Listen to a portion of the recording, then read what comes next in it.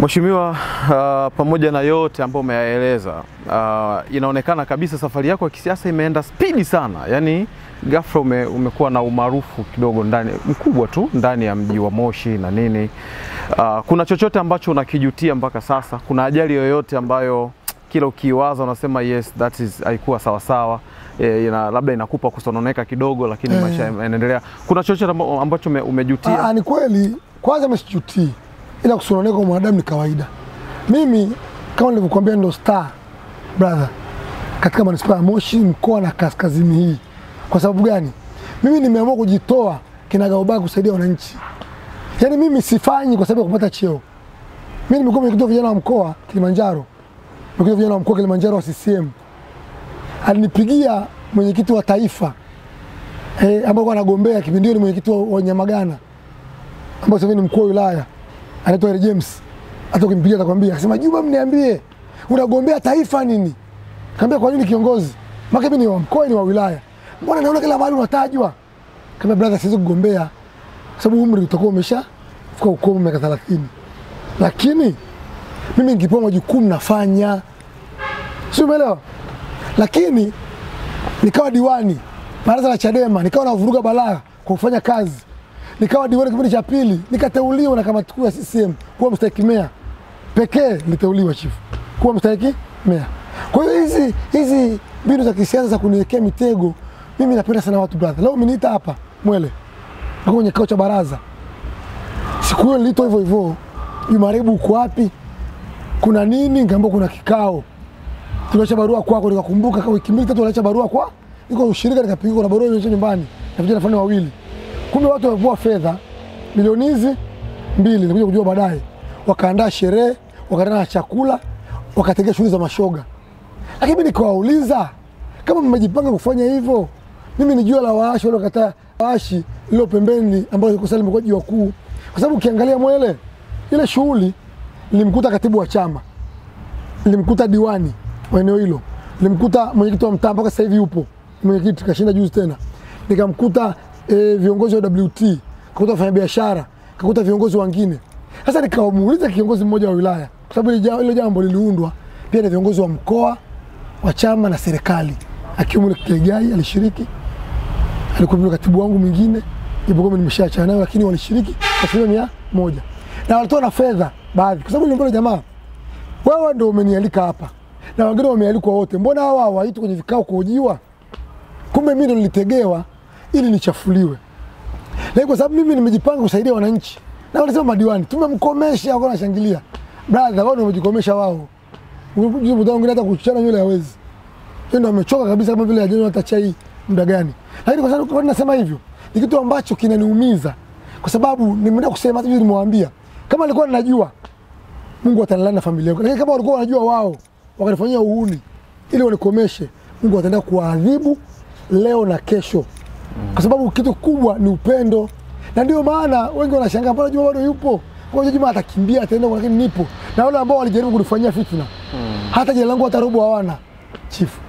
Kama ulivyosema, hawana. Kwa sababu wewe tumekuwa tufanye kazi nyingi na nafanya kwa passion na upendo.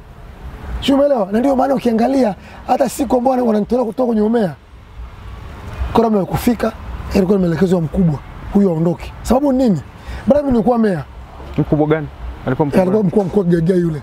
Okay. Aliapa kabisa kwamba lazima huyu tumtoe, na hayo maneno nilimwota na mkurugenzi ambao alipita na viongozi wengine. Hata baadaye sema Juma, hii lazima utoke. Sasa ningesema natokaje? Maana ile kamati enda kwa mkuu wa mkoa. Kwa mkoa alielekeza na kila kitu kinajulikana, Mungu anajua. Ilienda vizuri ndio akaamua. Sababu ilikuwa kubwa ni nini? Kama nitasema tu, kwa sababu usiseme yani mimi nipate nikose. Nitaamini katika Mungu na uhalisia. Nikipewa kazi ya chama, kazi ya serikali, kazi ya wananchi, nitaitenda kwa mujibu wa taratibu na kanuni. Uweze kunipa kazi ya kuwa diwani nikawa meya, afu niwekee mipaka ambayo hivyo katika kanuni. Usoma kanuni za kudumu za 2015 za mamlaka ya madiwani. Meya ni mwenyekiti wa maendeleo ya halmashauri yote. Leo soko limeungua la Mbuyuni.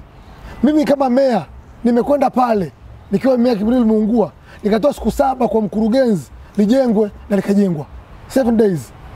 Mkuu wa mkoa akaniuliza, kwa nini wewe unaenda kwenye soko kusema kama nani? Kaambia mkuu, mimi nimeenda ni meya, nimesema. Wewe umesema na mimi nifanya nini? Fedha za halmashauri zinaongozwa na watu wakuu wawili, ni mkurugenzi na meya. Reallocation ya fedha nikaitoa kutoka majengo na mfumuni. Ngamba mkurugenzi, toa milioni 80 au 100 kwenye wapi? Majengo. Acha kwanza majengo. Peleka wapi? Mbuyuni kulikoungua, kwa sababu tayari Mbuyuni kuna wapiga kura, kuna wajasiriamali, watu wenye mikopo na nini. Jioni taarifa habari kiongozi ananiuliza. Kesho kutwa yake mtu mmoja alimuua mamake, ulisikia kule Rau, akamfikia chini. Mimi nikaenda kama meya, nikasema tunaomba jeshi la polisi lichukue hatua. Baadaye taarifa habari akaniita, wewe kama nani? Sasa unaweza kufanya kazi kwa mipaka kama kwa eneo lako la kazi. Lakini sio tu hivyo. Mimi nilipewa fedha na Mama Samia milioni 440 ya uviko kujenga madarasa yale. Halmashauri nzima tukashindwa. Kwa sababu ya nini? Hela ni ndogo na imekuwa minimized, haturuhusu kuongeza chochote. Nikapata mkandarasi Ato Rafji. Nikaongea naye akakubali. Watoto walikataa, mfundi jamii. Nikaongea naye kwenye kamati yangu tukakubali, akaanza kazi. Viongozi wengine wa kimkoa na nini, wengine wa wilaya wakawa wataka genchi kwa jamani. Nikamwambia usitoa 100. Bwana.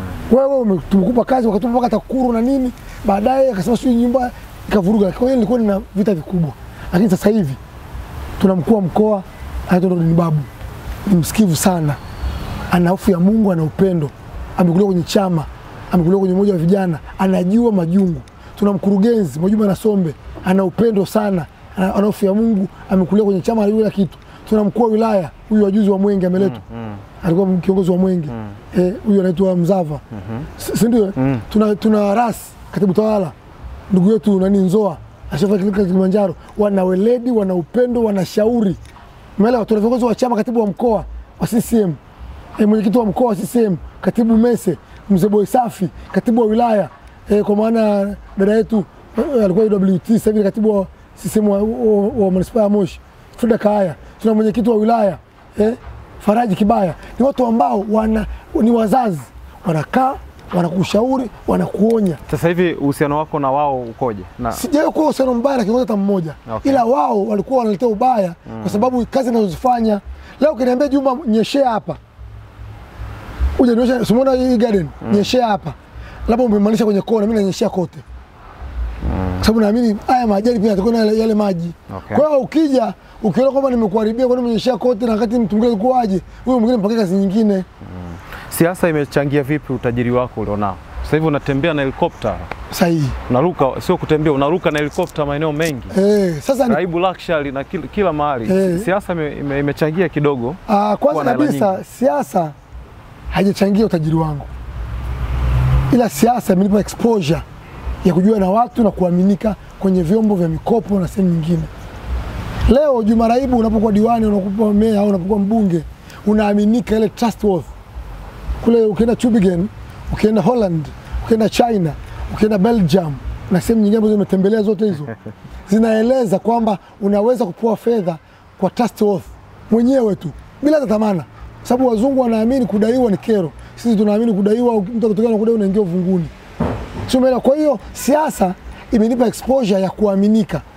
Haijanipa fedha siasa zaidi ya posho ya udiwani, posho ya umea na posho kinamgongo cha udiwani. Lakini kusema imenipa fedha hivi sijawahi kupewa fedha. Kwa hiyo nimepata exposure ya kujua na watu, kujua mataifa mbalimbali. Juzi nilikuwa China, nilikuwa nimeshaenda Tübingen, nimekwenda Holland, nimekwenda Ujerumani. Ninakaa kwa sababu ya uzoefu wa kazi. Na ukienda utalipwa na serikali kwa mujibu wa PDM yako, sio kwa sababu umehongwa. Kwa hiyo mimi bado ni mwanasiasa, siasa naipenda, nitaendelea kuwa nayo ili tuendelee kupambana na changamoto za wananchi ili kukomboa shida zao. Kuna siku Juma Raibu atakuwa mbunge wa jimbo la Moshi mjini. Mungu akipenda itakuwa, kwa sababu mimi ni diwani.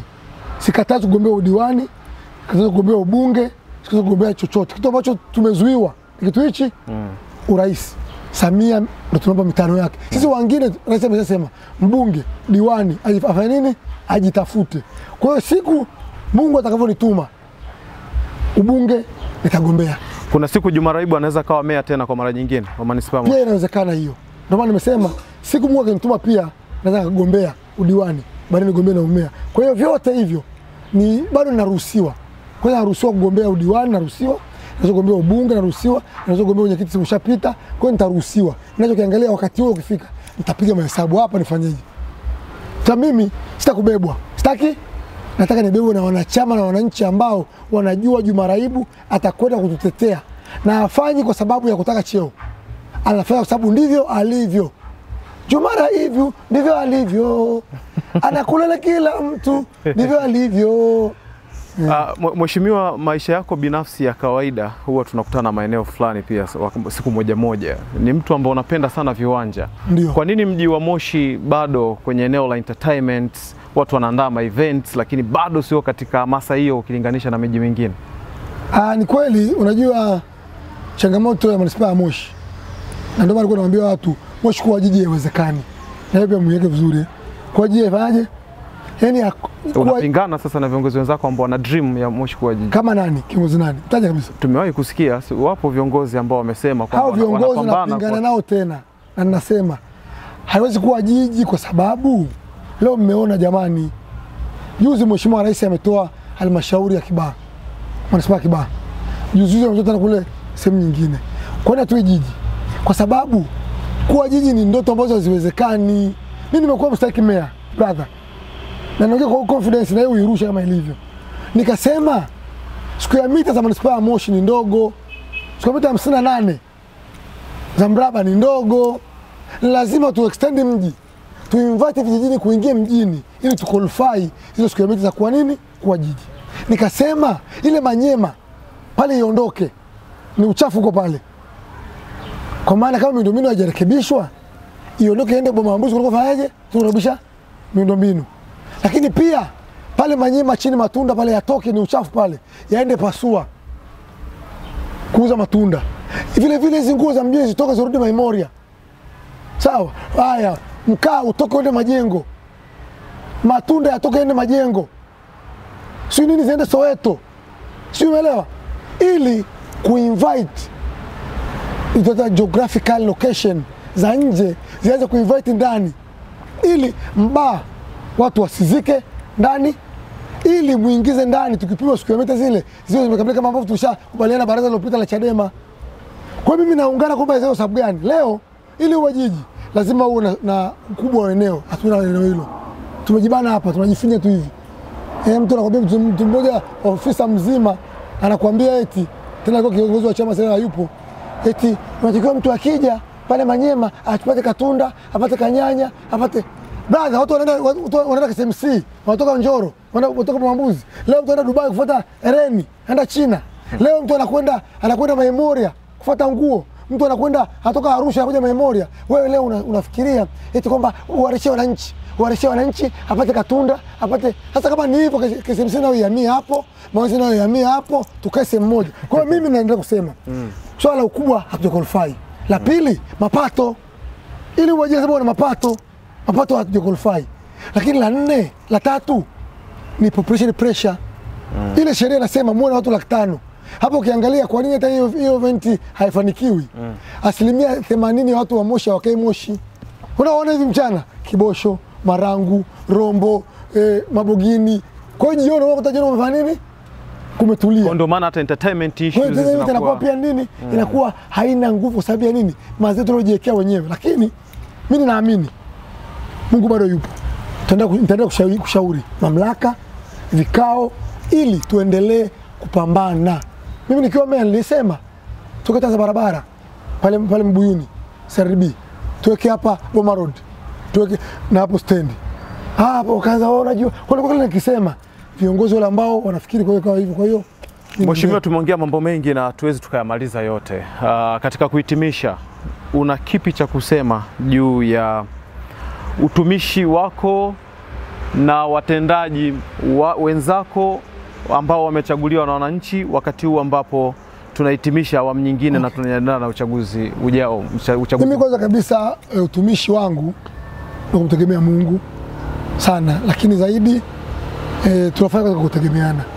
Japokuwa sasa tunazidiana kete na nini, lakini mimi madiwani wote wa manispaa ya Moshi, Mheshimiwa mbunge wa jimbo la Moshi na viongozi wengine wote, mkurugenzi na timu yake, Mheshimiwa mkuu wa wilaya na viongozi wote wa serikali na chama kwa mkoa na wengine, mimi nawakubali sana. na nitafanya nao kazi kwa ushirikiano. Na wanakukubali pia? Wananikubali. Kuna baadhi wananikubali, wengine wananikubali, lakini wengi sasa hivi wananikubali kwa maana viongozi wa chama na serikali na wao pia wananikubali. Kama wanakubali wengine kwa sababu tu ya lakini mimi naamini hivyo na mimi napaswa kuwakubali ili tufanye kazi za wananchi. Kwa sababu unapokuwa kiongozi kama mnakataliana, na maana kazi za wananchi zitafanyaje? Kazi itaenda. Kwa mimi nawakubali wote, tuchape kazi, tumsaidie Mheshimiwa Rais Samia pamoja na timu yake, lakini manispaa ya Moshi endelee kupata huduma za kijamii, kiuchumi, kimaendeleo kupitia viongozi ambao waliwachagua. Mheshimiwa, mimi nakushukuru sana. Nimesikia unawasiliana kuhusu masuala ya kuruka na helikopta, na unipe lift na mimi. Simone nimepita hapa tena hivi.